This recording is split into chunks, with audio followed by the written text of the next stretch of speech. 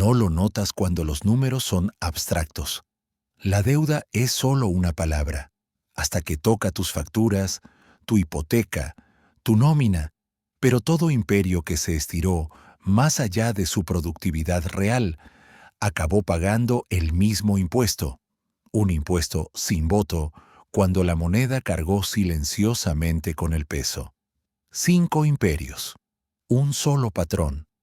Cuando la deuda se compone más rápido que la producción real, algo tiene que ceder, y nunca son las promesas del legislador, es tu poder adquisitivo. Esta película no trata de pánico, trata de reconocer patrones. Verás cómo empieza la espiral, cómo se acelera y cómo históricamente termina, no con una explosión que puedas ver venir desde kilómetros de distancia, sino con una lenta inclinación del suelo bajo tus pies, hasta que la despensa está vacía y los números en tu extracto ya no significan lo que solían significar. Empieza con un modelo sencillo. Las naciones, igual que los hogares, gastan en defensa, infraestructura, bienestar social y emergencias. En tiempos normales, el crecimiento cubre esos costos.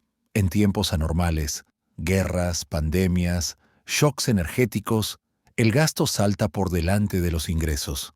La deuda llena el hueco. Al principio, pedir prestado parece inofensivo.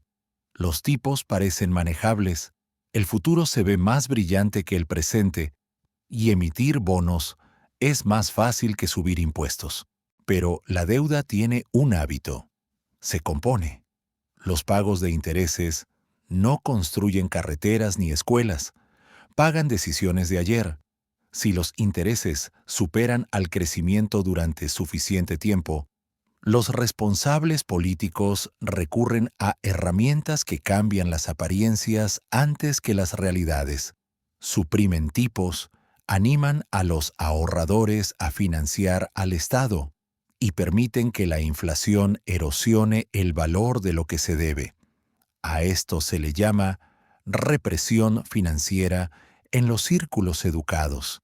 En privado, es un recorte silencioso para cada ahorrador. La espiral tiene 6 etapas: expansión y confianza. Un shock que obliga a aumentar el gasto. Deuda componiéndose más rápido que la productividad. Endeudamiento a corto plazo para cubrir promesas de largo plazo, más una represión sutil, una ruptura de la confianza y un reinicio monetario. Y por último, reconstrucción sobre una nueva base. Los nombres y las banderas cambian. La secuencia rima. Si quieres verlo con claridad, camina por las ruinas de la Roma tardía. No por el mármol, sino por el cobre. El ejército romano era caro. Las fronteras eran largas. Los enemigos se adaptaban y la máquina administrativa crecía pesada. Cuando la carga fiscal aumentó, la producción flaqueó. El Estado seguía teniendo obligaciones, así que recortó las monedas, diluyó el contenido de metal precioso e insistió en que el valor legal seguía siendo el mismo. El denario que antes contenía plata sólida se volvió gris con metal común. Los precios subieron. El Estado culpó a los comerciantes y decretó controles. Los estantes se vaciaron. La vida urbana se encogió porque el dinero perdió su capacidad de coordinar el intercambio de esfuerzo por bienes. La gente volvió al trueque y después a bienes duros: grano, animales, rentas de tierras, cualquier cosa fuera de una unidad de cuenta que se estaba derritiendo. Roma perdió su dinero antes de perder sus fronteras. Eso no es poético, es mecánico. Cuando la unidad en la que cuentas la producción es inestable, la economía fija mal el precio de todo. El ejército seguía marchando, pero la base fiscal se marchitaba. No necesitas un doctorado para entender esto. Si el Estado imprime una promesa y la llama dinero, mientras el pastel de bienes no crece igual de rápido, tu porción se hace más fina. sin importar lo que diga la cifra de tu nómina. Avanza hasta la Francia revolucionaria y verás la misma lógica en forma de papel. Las deudas de la monarquía eran grandes. El nuevo régimen necesitaba ingresos y la Iglesia poseía tierras. La solución parecía elegante: emitir billetes, assignats, respaldados por propiedades confiscadas. Sonaba seguro. Había colateral. Al principio, los billetes circularon bien, pero la tentación de emitir más fue irresistible. Cada crisis justificaba una nueva tanda. La paridad entre la tierra y el papel era una historia, no una ley de la física. Los precios derivaron y luego saltaron. El pan se volvió inasequible. La gente no debatía teoría monetaria. Hacía cola y culpaba al carnicero. Los assignats no colapsaron porque el papel sea malo. Colapsaron porque la emisión superó a la confianza. El respaldo funciona hasta que el público cree que la imprenta nunca se detendrá. Una vez que la confianza cae por debajo de cierto umbral, la espiral pasa de la contabilidad a la calle. Esa es la geometría oculta de los sistemas monetarios. Son máquinas de creencias limitadas por la producción. Cuando las promesas corren más rápido que la producción, la creencia se corroe y el papel persigue menos bienes.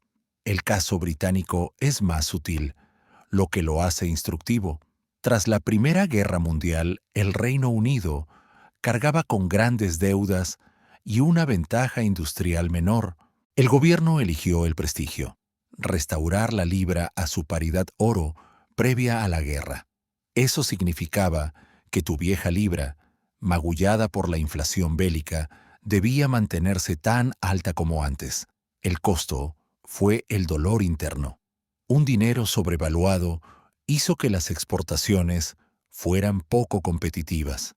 Las fábricas luchaban. El desempleo subía. Llegó la conflictividad laboral. Finalmente, la paridad se rompió en 1931. La libra se devaluó y el sistema se reajustó más cerca de la realidad. Aquí la lección no es moral, es mecánica.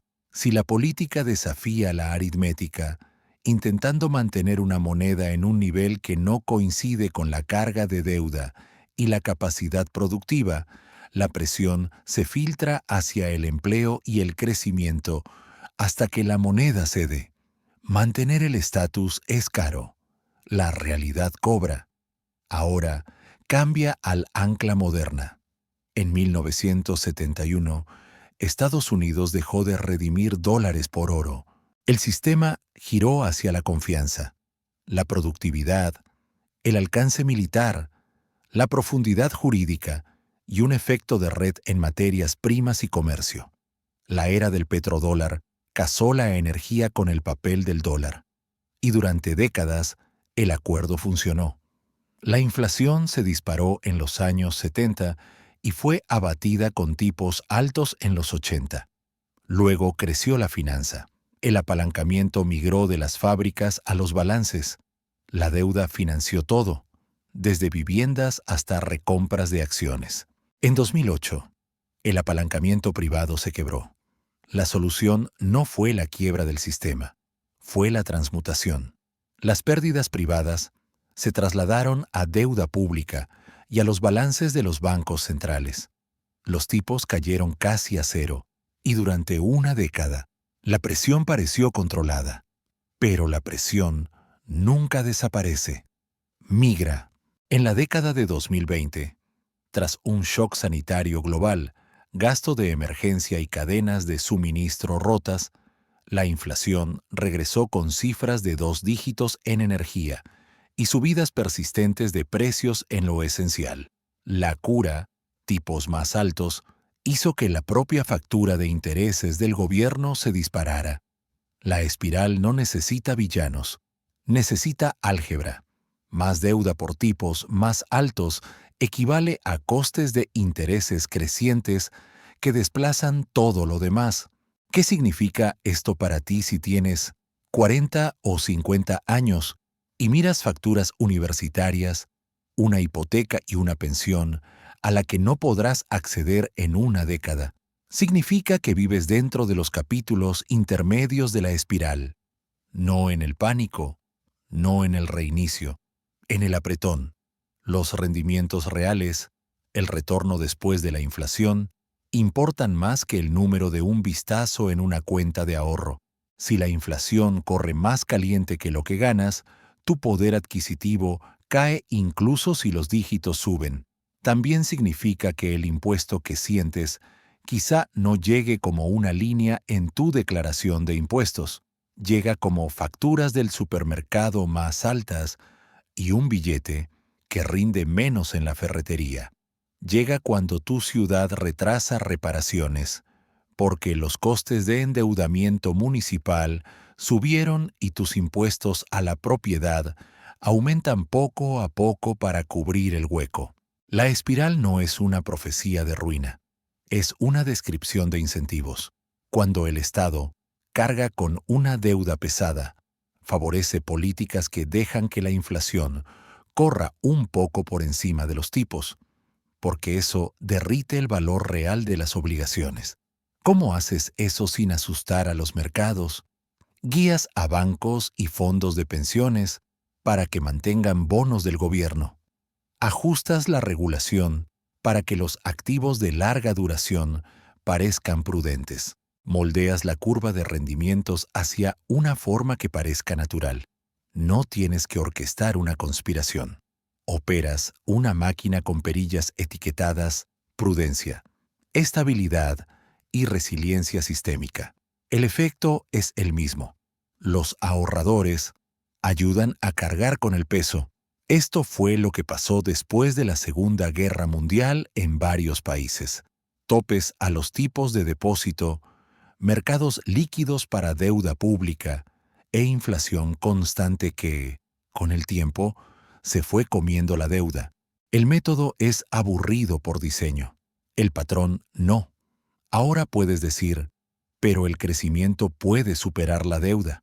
Tecnología, productividad, inmigración. ¿No podemos crecer hasta salir de esto? A veces, sí. Hay ventanas en las que la innovación da saltos y la producción real se acelera. Esas ventanas son valiosas, pero los ciclos de crecimiento son ruidosos y la aritmética de la deuda es suave. Si tu coste de intereses de base tiende a ser más alto que tu crecimiento de base durante mucho tiempo, necesitas o austeridad abierta, o un cambio creíble de régimen monetario, o un impuesto oculto. La austeridad es políticamente dura. El cambio de régimen es raro y disruptivo. Eso deja el impuesto oculto. Si sientes que tu aumento de sueldo nunca alcanza, estás sintiendo ese impuesto. Para mantener esto en tierra, sigue 3 canales por los que la espiral cruza la puerta de tu casa. Primero, el retorno real de los ahorros seguros. Si mantienes instrumentos tipo efectivo y la inflación corre unos puntos por encima de tu rendimiento cada año, la pérdida compuesta en una década no es trivial, es estructural. Segundo, el canal de las pensiones. Muchas promesas de pensiones se modelaron en un mundo de tipos estables e inflación moderada. Cuando los tipos se disparan y los precios de los activos tambalean, el bloque seguro puede perder valor a mercado mientras el bloque de riesgo también sufre. Los fiduciarios suavizan esos resultados, pero suavizar no es magia. El largo plazo llega. Tercero, el canal de la vivienda y las necesidades básicas. Si los tipos hipotecarios se vuelven volátiles, aparece el latigazo de asequibilidad. Cuando vivienda, energía y sanidad consumen más de tu salario, tu resiliencia discrecional, tu colchón, se encoge. La espiral no es un solo evento dramático, es un robo lento de opcionalidad, pero no tienes por qué entregarte al fatalismo. Necesitas un panel mental claro, no una opinión caliente. Piensa en términos reales. Cuando oigas un tipo de interés, réstale tu mejor estimación de la inflación. Cuando escuches que los déficits no importan, tradúcelo como una futura reclamación sobre tu poder adquisitivo. Cuando oigas que una política ayudará a la economía, pregunta si hace crecer el pastel o solo lo corta de otra forma. La espiral se acelera cuando la redistribución se esconde dentro de las etiquetas de política. Se ralentiza cuando la productividad se expande de verdad. Esa es la carrera silenciosa bajo los titulares.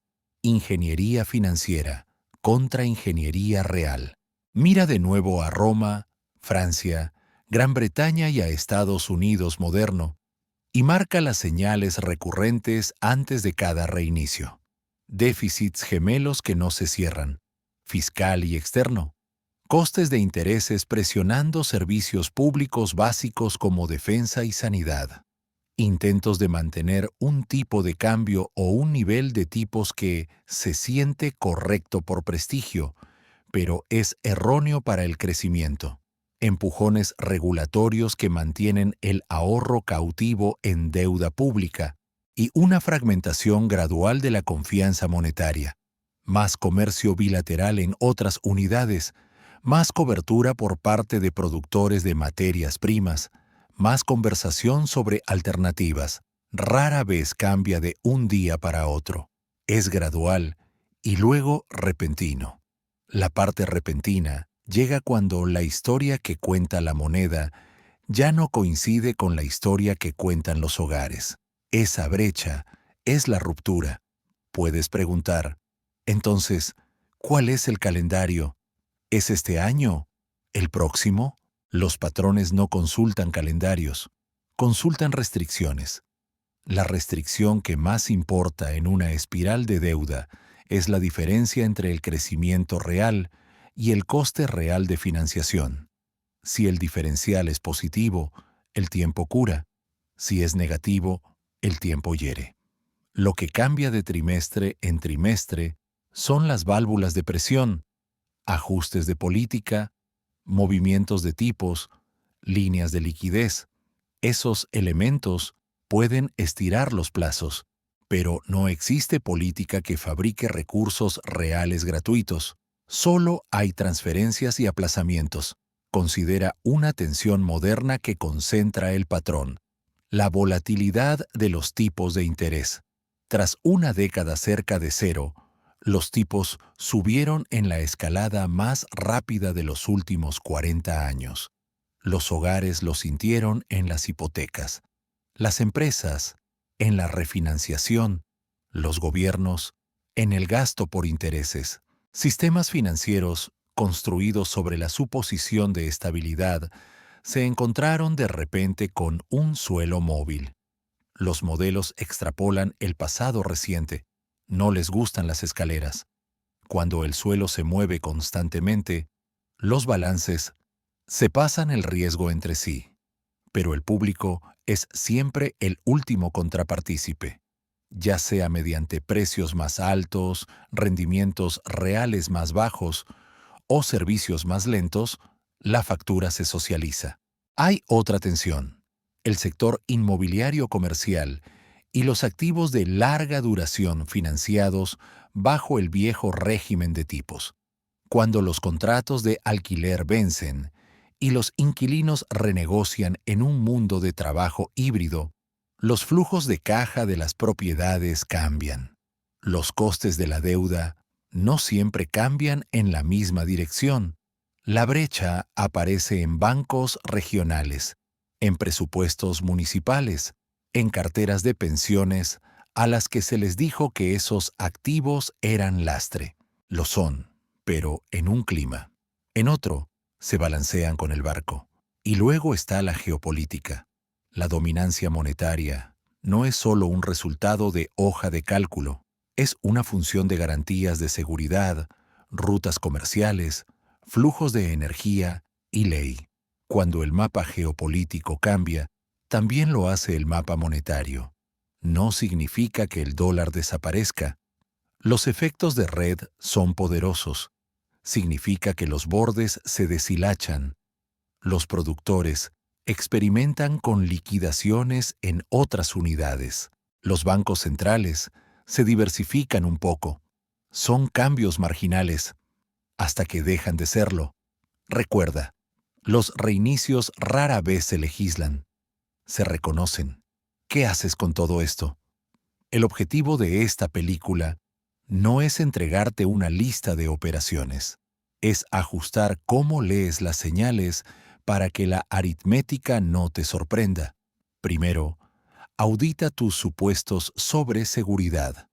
Pregunta qué significa seguro si los retornos reales son negativos. Seguro puede significar un valor nominal estable que se erosiona en silencio, o un valor nominal más volátil con mejores probabilidades reales a largo plazo. No hay respuesta universal, solo claridad sobre las compensaciones. Segundo, mapea tus horizontes temporales. La espiral castiga los horizontes cortos en los que estás obligado a vender bajo estrés y recompensa, los largos con flujo de caja flexible. Si vas a necesitar una gran suma dentro de poco, eres diferente de alguien con ingresos estables y pocos gastos fijos. La espiral es hostil a la rigidez. Tercero, observa la proporción que realmente gobierna la espiral. Gasto por intereses respecto a ingresos. Para un hogar, es servicio de la deuda frente a salario neto. Para una nación, es pagos de intereses frente a recaudación fiscal. Cuando esa proporción sube, la narrativa se tensa. Cuando cae de forma sostenible, por crecimiento real o desendeudamiento genuino, la narrativa se afloja. Hay una retórica que escucharás en cada espiral. Esta vez es diferente. A veces es cierto en los detalles, tecnología, demografía, estatus de reserva, pero la columna vertebral del patrón permanece. La deuda es una reivindicación sobre la producción futura. Demasiadas reivindicaciones en relación con la producción esperada deben reconciliarse. Puedes impagar, devaluar, inflar, crecer o grabar. Cada camino es una elección entre desagrados. Las democracias tienden a preferir el desagrado silencioso de la inflación gradual antes que los desagrados ruidosos del impago explícito o la austeridad dolorosa. Esa preferencia no convierte a los líderes en malvados, los hace humanos y políticos. También convierte la espiral en un fenómeno social, no solo financiero. Cuando todos votan por los beneficios y nadie vota por la factura llega con otro nombre. Si estás en la mitad de tu carrera en Estados Unidos, el Reino Unido o Canadá, eres el ciudadano pivotal de la espiral. Pagas los impuestos, crías a la siguiente cohorte de trabajadores, tu consumo impulsa los servicios y tus ahorros financian el sistema. También eres el grupo con más probabilidades de sentirse apretado, demasiado acomodado para calificar a subsidios amplios, demasiado joven para disfrutar beneficios heredados, demasiado mayor para empezar de cero, con padres a los que cuidar e hijos que lanzar. La espiral presiona sobre ti, porque ahí es donde está la elasticidad. Puedes trabajar más horas, retrasar la jubilación, reducir tu vivienda, recortar gasto discrecional. Los sistemas se apoyan en la clase media porque la clase media cede sin romperse, hasta que lo hace. La historia de las espirales sugiere otra verdad incómoda. Cuando las naciones eligen reiniciar, prefieren hacerlo bajo la cobertura de una crisis más amplia. Una guerra, una recesión o un accidente financiero crean el permiso político para cambiar reglas, reescribir contratos y renombrar pasivos. No es conspiración, es evolución. Los grandes giros necesitan grandes narrativas. Si estás esperando una rueda de prensa pulcra titulada «Vamos a devaluar tu dinero ahora», nunca la tendrás. recibirás un paquete con otro nombre que, en esencia, reduce las obligaciones reales rebajando tus reclamaciones reales. ¿Dónde está entonces la esperanza? En la única palanca que rompe la espiral con honestidad, la productividad. Cuando las sociedades construyen más con menos, a través de la tecnología, mejor formación, infraestructuras más inteligentes y energía más limpia, el pastel crece más rápido que las reivindicaciones contra él. No es un eslogan, es un problema de matemáticas. Una fábrica que produce el doble con los mismos insumos paga su deuda sin trucos. Una red eléctrica que ofrece energía fiable y barata sostiene la industria sin contorsiones de subsidios. Una escuela que equipa a los alumnos con habilidades muy demandadas crea contribuyentes que financian promesas con producción real, no con papel. Nada de esto es rápido. Todo ello es el único camino. Mientras tanto, puedes ajustar tu sistema personal. Ve la inflación como el clima, persistente, a veces violento, rara vez educado. No planees un picnic bajo nubes negras solo porque el pronóstico cambió esta mañana. Mantén un colchón de efectivo acorde a tus riesgos reales, no a tus esperanzas. Escalona tus obligaciones para no verte obligado a refinanciarlo todo en plena tormenta. Lee la letra pequeña de las promesas que te hacen. Pensiones, seguros, prestaciones, y pregunta cómo se comportan si la inflación se mantiene alta mientras los mercados están planos. Entiende que los titulares triunfales, los mercados marcan nuevos máximos, pueden ocultar una pérdida real si la unidad de medida se desliza. Una cartera que sube un 10%, mientras tu coste de vida sube un 12%, no está ganando, está perdiendo con elegancia. Si no tomas nada más de Roma, Francia, Gran Bretaña y el ciclo estadounidense moderno, toma la humildad que impone la aritmética. La espiral no es un ser consciente, no te odia, no planea, simplemente registra la diferencia entre lo prometido y lo producido y liquida la cuenta en la única moneda que siempre compensa, el tiempo. El trabajo de un ciudadano en una espiral de deuda no es predecir el día exacto de un reinicio, es acortar la distancia entre lo que crees y lo que es verdad sobre el dinero en tu vida. Escucharás voces confiadas diciendo que no hay problema porque la moneda aún compra el almuerzo y los mercados siguen zumbando. Escucharás voces apocalípticas diciéndote que entierres monedas en el jardín. Ambas pueden estar equivocadas al mismo tiempo. El patrón dice, prepara tu mente, no solo tu despensa. Conviértete en alguien capaz de leer un presupuesto, que sabe la diferencia entre nominal y real, que reconoce una transferencia cuando se disfraza de beneficio. Sé escéptico ante las soluciones fáciles, incluida la solución fácil de la desesperación. Si la historia mantiene su ritmo, los próximos años mezclarán periodos de calma con destellos de tensión.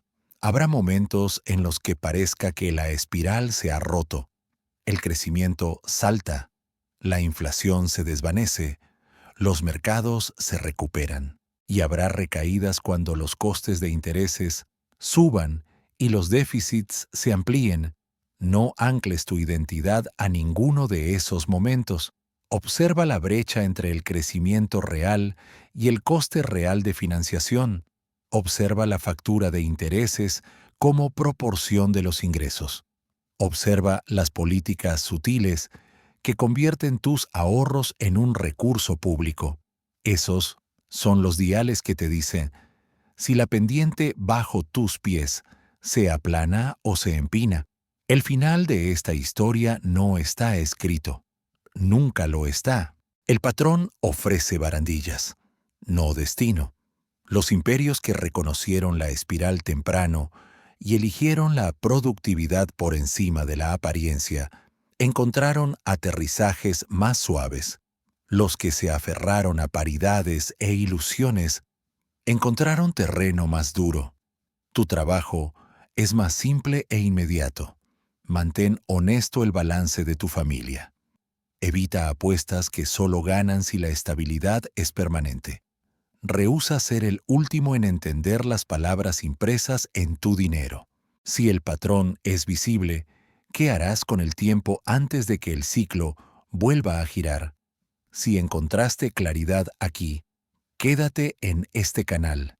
Seguiremos caminando el largo camino de la historia financiera, no para asustarte, sino para hacerte inasustable, sustituyendo superstición por estructura.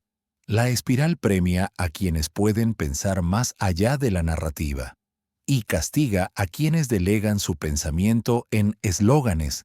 La aritmética es impersonal. Tu respuesta no tiene por qué serlo.